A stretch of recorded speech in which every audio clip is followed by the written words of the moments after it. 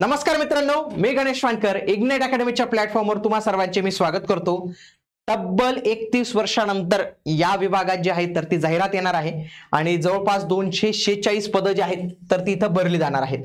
तर महापालिकेला राज्य शासनाचा हिरवा कंदील मिळालेला आहे। तर आता हे विभाग कोणता आहे, कोणती मनपा आहे याच्याविषयीची संपूर्ण माहिती आपण आजच्या या व्हिडिओमध्ये जाणून घेणार आहोत, म्हणून तुम्ही हा व्हिडिओ शेवटपर्यंत पूर्ण बघा। या व्हिडिओमध्ये आपण एकूण रिक्त पदे किती आहेत, जाहिरात कधी येणार आहे, परीक्षा ही कोणाकडून घेतली जाणार आहे, वयोमर्यादा काय असणार आहे, त्यानंतर वेतन काय असणार आहे, परीक्षा पॅटर्न काय असणार आहे, अभ्यासक्रम काय असणार आहे, पात्रता काय लागणार आहे, हे सर्व गोष्टी आपण जाणून घेणार आहोत। म्हणून तुम्ही हा व्हिडिओ शेवटपर्यंत पूर्ण बघा आणि तुम्ही देखील या पदासाठी तयारी करत असाल, चालक, यंत्रचालक आणि ड्रायव्हर ऑपरेटर त्यासोबतच फायरमन, तर याच्यासाठी मित्रांनो आपली बॅच जी आहे तर ती लॉन्च करून दिलेली आहे रेकॉर्डेड स्वरूपाची। ही महाराष्ट्रातली अशी एकमेव बॅच आहे की ज्याच्यामध्ये टेक्निकल आणि नॉन टेक्निकल असे दोन्ही भाग आहेत मित्रांनो। म्हणजे अशी खूप कमीच असतील की ज्याच्यामध्ये टेक्निकलच्या बाबी असतील, याच्यामध्ये संपूर्ण सिलेबस तुमचा कव्हर करून घेतला जाणार आहे। याची 2999 प्लस जीएसटी एवढी फीज आहे आणि याच्यामध्ये जर तुम्ही GM10 हा कोड यूज करत असाल तर तुम्हाला 10% सूट या प्राइस वर जी आहे तर ती मिळणार आहे। आणि याच्यासाठी फक्त तुम्हाला इग्नाइट अकॅडमीचं ऍप्लिकेशन डाउनलोड करायचं आहे। अधिक माहितीसाठी तुम्ही आमच्या कॉलिंग टीमला कॉल करून माहिती विचारू शकता। बघूया, बघा नुकतीच बातमी आलेली आहे, तब्बल 31 वर्षानंतर अग्निशमन दलात जे आहे 246 पदांसाठी जे आहे तर ती भरती होणार आहे। लक्षात घ्या, मनपा कोणती मित्रांनो, नाशिक मनपा।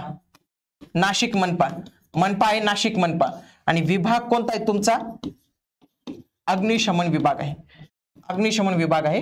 तर या विभागामध्ये भरती येणार आहे। नुकतंच 140 तांत्रिक पदांसाठी, टेक्निकल पदांसाठी मान्यता मिळालेली आहे आणि ही परीक्षा TCS मार्फत घेतली जाणार आहे। तर मोस्ट प्रोबेबली ही पण TCS मार्फत घेतली जाणार आहे। तर पहिला टप्पा मी तेव्हा सांगितलं होतं की हा टप्पा पहिला आहे मित्रांनो, हा टप्पा पहिला आहे। या पहिल्या टप्प्यात 140 टेक्निकलची, ज्याच्यामध्ये सिव्हिल, मेकॅनिकल, इलेक्ट्रिकल यांना मंजुरी मिळालेली आहे, तर त्यांच्या परीक्षा होतील। त्याच्यानंतर दुसरी ऍडव्हर्टाइजमेंट कशाची येणार आहे, हे 246 पदांची। आता ही एकत्र ऍडव्हर्टाइजमेंट येऊ शकते किंवा वेगवेगळ्या येऊ शकतात, तर त्यांच्यावर आहे। पण याची 140 ची आता मंजुरी झाली, आता हे 246 ची मंजुरी आपल्याला इथं मिळालेली आहे। बघूया, बघा 1994 नंतर प्रथमच महापालिकेत 246 पद भरण्यास राज्य शासनाने परवानगी दिली आहे। यात कोणते कोणते पद असणार आहेत, 1 स्टेशन ऑफिसर, 2 सब स्टेशन, 3 चालक यंत्रचालक, 3 आणि चौथं काय आहे फायरमन हे पद जे आहे तर ते भरती होणार आहे। आणि भरती करण्यात येत असल्याचे पत्र मनपा प्रशासनाला राज्य शासनाकडून प्राप्त झाले। म्हणजे काय, राज्य शासनाकडून इथं मंजुरी भेटलेली आहे। शहराचं क्षेत्रफळ 267 चौरस असून लोकसंख्या अंदाजे 25 लाख आहे, त्याच्यापेक्षा जास्तच झालेले ते। दुसरीकडे आगीचे धोके वाढत आहे, तर हेच लक्षात घेऊन सद्यस्थितीत या विभागातील 80% कर्मचारी हे 52 वयाच्या पुढे असून अनेक कर्मचारी 1 ते 2 वर्षात सेवानिवृत्त होणार आहेत। त्या पार्श्वभूमीवर ही भरती करणं इथं गरजेचं आहे। महापालिकेच्या अग्निशमन विभागासाठी 529 पद शासनाने मंजूर केलेली आहेत, मात्र सध्या प्रत्यक्षात फक्त 101 कर्मचारी कार्यरत असून तब्बल 428 पद रिक्त आहेत। लक्षात घ्या, 428 पद हे रिक्त आहेत आणि संपूर्ण विभागावर ताणतणाव। आता बघा, तुम्ही नाशिकमध्ये जर आला तर नाशिकमध्ये लय मोठ्या मोठ्या बिल्डिंग यायला लागलेत, पुण्यासारख्याच, पुणे नाशिक, पुणे मुंबई सारख्या। आता आगीच्या घटना हळूहळू या वाढत जातील, त्याच्यामुळे हे असलं पाहिजे। आणि पहिल्या टप्प्यासाठी त्यांनी काय केले, 246 कर्मचाऱ्यांची तातडीने भरती करण्याची मागणी मनपाने शासनाकडे केलेली होती। आणि लक्षात घ्या, शासनाने पण दिलं नसते बरं का मंजुरी, पण प्रॉब्लेम त्यांना माहिती आहे, कुंभमेळ्याचा प्रॉब्लेम आहे, कुंभमेळा होणार आहे, त्याच्यासाठी काही गोष्टी त्यांना तयार ठेवाव्या लागतील। त्याच्यामध्ये फायर ब्रिगेड हे असणं फार गरजेचं आहे, त्याच्यासाठीच हा निर्णय जो आहे तो घेण्यात आलेला आहे। याच्यामध्ये प्रॉब्लेम काय होता माहितीये का, की नाशिक मनपाची आस्थापनेचा खर्च हा 35% त्यांनी लिमिट ओलांडून घेतलेली आहे। तर ऑलरेडी या लिमिटला शिथिल करण्याचं राज्य शासनाने त्यांना सांगितलेलं होतं।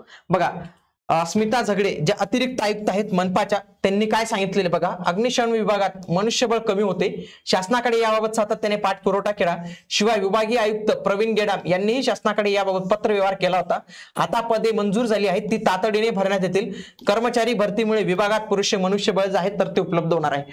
तर कोणती कोणती पदं इथं जे आहेत तर ती यांच्याकडून भरली जाणार आहेत बघा, स्टेशन ऑफिसरची 3 पदं असतील, सब ऑफिसरची 9 पद असतील, यंत्रचालकची 36 पद असतील आणि फायरमनची किती पद असतील, 198 पद आपल्याला पाहायला मिळतात। अशी टोटल 146 पदांसाठी भरती जी आहेत तर ते आपल्याला इथं पाहायला मिळणार आहे। याच्यामध्ये जर चालक यंत्रचालक हे पद पाहिलं तर याच्यासाठी S8 ची वेतन श्रेणी असणार आहे मित्रांनो, डायरेक्ट 25,500 ते 21,100 एवढी वेतन श्रेणी असणार आहे। आणि अग्निशमन ज्याला आपण काय म्हणतो फायरमन, त्याला वेतन किती असणार आहे, S7 चं 21,700 ते 59,100 एवढी त्याची वेतन जी आहे तर ती असणार आहे। त्याच्यानंतर याच्यासाठी जर पात्रता चालक यंत्रचालक हे गट क चं पद आहे अग्निशमन सेवेचं, तर याच्यासाठी पात्रता काय पाहिजे की उमेदवार 10वी पास पाहिजे. काय उमेदवार 10वी पास पाहिजे. त्याच्यासोबत त्याचा अग्निशमनचा जो आपला 6 महिन्याचा आय थिंक कोर्स असतो तर तो कोर्स पूर्ण पाहिजे. त्याच्यानंतर चालकसाठी हेवी ड्युटी व्हेकल चालवण्याचा त्याच्याकडे परवाना पाहिजे. त्याच्यानंतर हा हेवी ड्युटी चालवण्याचा किमान त्याच्याजवळ 3 वर्षाचा अनुभव पाहिजे आहे. मराठी भाषेचं ज्ञान पाहिजे. सोबत शारीरिक पात्रता पण लागणार आहे. उंची 165 सेंटीमीटर, महिला असेल तर 162 सेंटीमीटर. चेस्ट फक्त पुरुषांना असणार आहे 81 आणि 5 सेंटीमीटर. वजन किमान 50 किलो. दृष्टी चांगली असावी आणि उमेदवाराचं वय हे लक्षात घ्या 30 पेक्षा जास्त नको. आणि इथं काही कॅटेगरीचा बेनिफिट भेटत नाही, SC ST OBC वगैरे वयात बेनिफिट भेटत नाही, बाकी पद असतात ते, पण वयामध्ये 30 वर्षापेक्षा जास्त वय नको. हेच फायरमन या पदासाठी जर पाहिलं तर सेमच अट आहे, फक्त त्याच्यात एक अट नाही की तुमच्याजवळ ड्रायव्हिंग लायसन्स मागत नाही, बाकी सेमच आहे. बघा उंची पण 165 सेंटीमीटर सांगितलेली आहे. पुन्हा वयोमर्यादा जर इथं पाहिले तर इथं स्पष्ट म्हटलेले की ती 30 वर्ष ही वयोमर्यादा असणार आहे. एक्झाम पॅटर्न हा कशा पद्धतीने असणार आहे लक्षात घ्या. चालक यंत्रचालक आणि अग्निशमन दोघांसाठी एक्झाम पॅटर्न सारखाच असतो. इथं एकूण तुम्हाला लक्षात घ्या 2 टप्प्यांमध्ये ही परीक्षा घेतली जाते. पहिली तुमची लेखी परीक्षा होते आणि दुसरी तुमची मैदानी चाचणी होते, कारण की हे पद महत्वाचं आहे, त्याच्यामुळे तुमची फिजिकल जे आहे तर ते घेतलं जातं. पहिले लेखी परीक्षा घेतली जाते ज्याच्यामध्ये मराठी, इंग्रजी, GK, रिझनिंग आणि टेक्निकल असे सगळे सब्जेक्ट असतात. याच्यामध्ये एकूण तुमचे 100 मार्क असतात आणि 50 प्रश्न इथे विचारले जातात. ओके, या 50 प्रश्नांपैकी 20 च्या पुढचा प्रश्न हे सगळे टेक्निकल असतात मित्रांनो, टेक्निकल तुमचे प्रश्न असतात. त्याच्यानंतर 100 गुणांची विशेष अशी मैदानी चाचणी होते आणि टोटल तुमचे कट ऑफ हा 200 गुणांच्या आधारे जो आहे तर तो इथं डिसाइड जो आहे तर तो करण्यात येतो. आता याचं फिजिकलचं पण वेळापत्रक आलेले ते पण आपण येणाऱ्या व्हिडिओमध्ये घेऊच. याच्यामध्ये बघा मित्रांनो ग्रुप वाईज ही परीक्षा होत असते. ग्रुप A आणि ग्रुप B मागे जे TCS ने बाकीच्या परीक्षा घेतल्या तर त्याच्यामध्ये अशा पद्धतीने त्यांनी ग्रुप वाईज या परीक्षा घेतलेल्या होत्या. त्याच्यामध्ये सिलेबस जर पाहिला तर हा फायरमनचा सिलेबस आपल्याला पाहायला मिळतो आणि या सिलेबसमध्ये ज्या ज्या काही गोष्टी दिलेल्या त्या सर्व आपण आपल्या नाशिक मनपाचे जे कोर्स आहे तर त्या सगळ्या कोर्समध्ये घेतलेले. तुम्ही पाहू शकणार की इथं किती मोठे जे आहेत तर ते टॉपिक आपल्याला इथं पाहायला मिळतात. बघा हे सर्व टॉपिक आहेत, एक स्क्रीनशॉट घेऊ शकतात. हाच बघा ड्रायव्हरचा आपल्याला हा जो सिलेबस जो आहे तर तो पाहायला मिळतो आणि हे संपूर्ण सिलेबसचे टॉपिक आपल्या या रेकॉर्डेड बॅच मध्ये ऑलरेडी उपलब्ध आहेत मित्रांनो. म्हणजे तुम्ही जर आज बॅच परचेस केली तर सर्वच्या सर्व टॉपिक तुमच्यासाठी हे अनलॉक होऊन जातील. त्याच्यासाठीच तुम्ही इग्नाइट अकॅडमीचं ऍप्लिकेशन आजच डाउनलोड केलं पाहिजे. हे नंबर आहेत, यांना देखील कॉल करून तुम्ही अधिक माहिती विचारू शकतात. चला तर मग भेटूया आता आपण पुढील व्हिडिओमध्ये. तोपर्यंत जय हिंद, जय महाराष्ट्र, धन्यवाद.